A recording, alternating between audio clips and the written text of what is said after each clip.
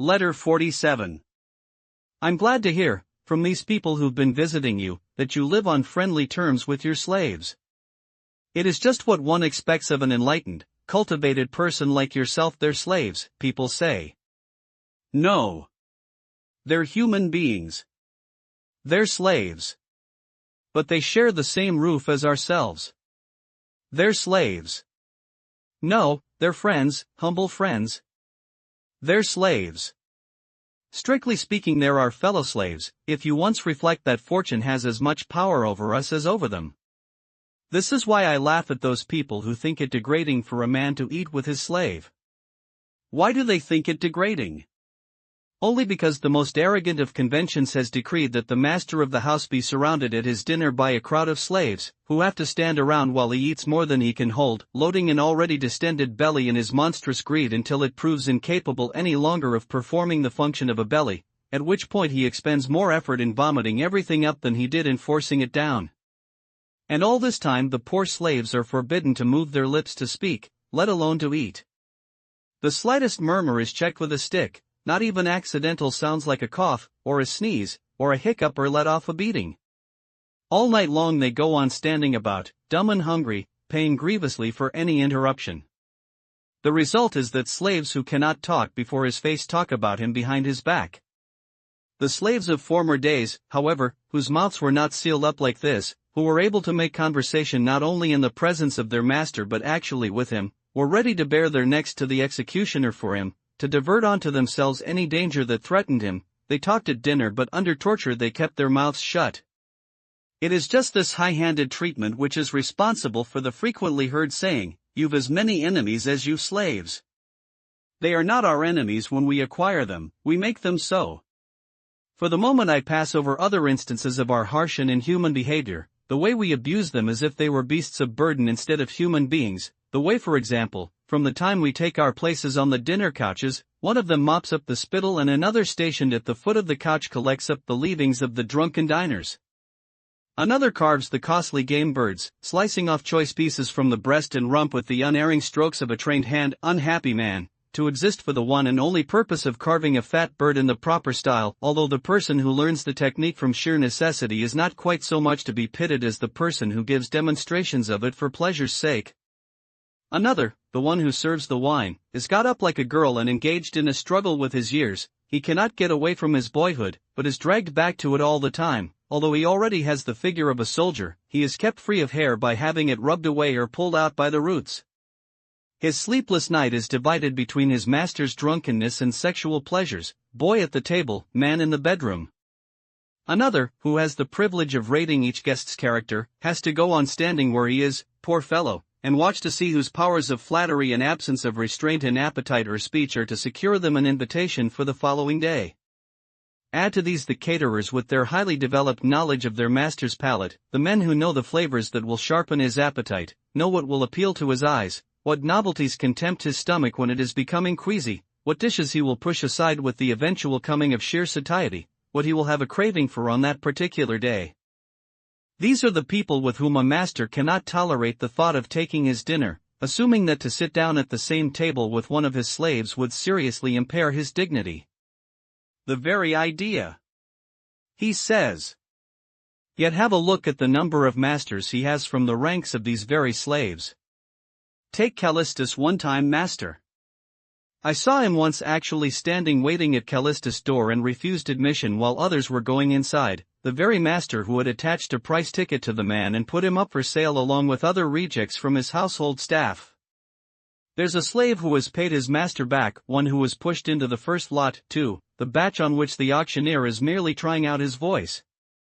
Now it was the slave's turn to strike his master off his list, to decide that he's not the sort of person he wants in his house. Callistus' master sold him, yes, and look how much it cost him. How about reflecting that the person you call your slave traces his origin back to the same stock as yourself, has the same good sky above him, breathes as you do, lives as you do, dies as you do? It is as easy for you to see in him a freeborn man as for him to see a slave in you. Remember the Varus disaster. Many a man of the most distinguished ancestry, who was doing his military service as the first step on the road to a seat in the Senate, was brought low by fortune, condemned by her to look after a steading, for example, or a flock of sheep? Now think contemptuously of these people's lot in life, in whose very place, for all your contempt, you could suddenly find yourself. I don't want to involve myself in an endless topic of debate by discussing the treatment of slaves, towards whom we Romans are exceptionally arrogant, harsh and insulting. But the essence of the advice I'd like to give is this: treat your inferiors in the way in which you would like to be treated by your own superiors. And whenever it strikes you how much power you have over your slave, let it also strike you that your own master has just as much power over you. I haven't got a master, you say. You are young yet, there's always the chance that you'll have. Point 1. Have you forgotten the age at which Hecuba became a slave, or Croesus, or the mother of Darius, or Plato, or Diogenes?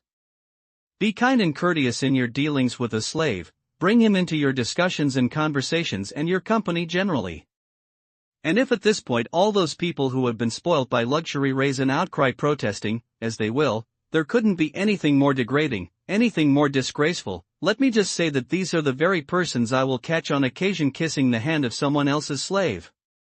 Don't you notice, too, how our ancestors took away all odium from the master's position and all that seemed insulting or degrading in the lot of the slave by calling the master father of the household and speaking of the slaves as members of the household, something which survives to this day in the mime? They instituted, too, a holiday on which master and slave were to eat together, not as the only day this could happen, of course, but as one on which it was always to happen. And in the household they allowed the slaves to hold official positions and to exercise some jurisdiction in it. In fact, they regarded the household as a miniature republic. Do you mean to say, comes the retort, that I'm to have each and every one of my slaves sitting at the table with me? Not at all, any more than you're to invite to it everybody who isn't a slave. You're quite mistaken, though, if you imagine that I'd bar from the table certain slaves on the grounds of the relatively menial or dirty nature of their work, that muleteer, for example, or that cowhand. I propose to value them according to their character, not their jobs. Each man has a character of his own choosing, it is chance or fate that decides his choice of job. Have some of them dine with you because they deserve it, others in order to make them so deserving.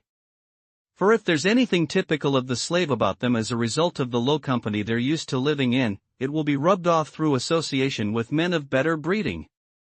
You needn't, my dear Lucilius, look for friends only in the city or the Senate. If you keep your eyes open, you'll find them in your own home. Good material often lies idle for want of someone to make use of it, just give it a trial. A man who examines the saddle and bridle and not the animal itself when he is out to buy a horse is a fool. Similarly, only an absolute fool values a man according to his clothes, or according to his social position, which after all is only something that we wear like clothing. He's a slave. But he may have the spirit of a free man. He's a slave. But is that really to count against him? Show me a man who isn't a slave. One is a slave to sex, another to money, another to ambition, all are slaves to hope or fear. I could show you a man who has been a consul who was a slave to his little old woman, a millionaire who is the slave of a little girl in domestic service. I could show you some highly aristocratic young men who are utter slaves to stage artistes. And there's no state of slavery more disgraceful than one which is self-imposed. So you needn't allow yourself to be deterred by the snobbish people I've been talking about from showing good humor towards your slaves instead of adopting an attitude of arrogant superiority towards them. Have them respect you rather than fear you.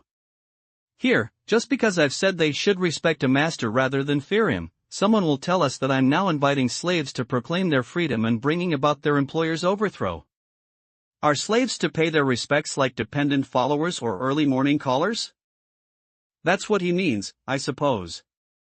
Anyone saying this forgets that what is enough for a god, in the shape of worship, cannot be too little for a master.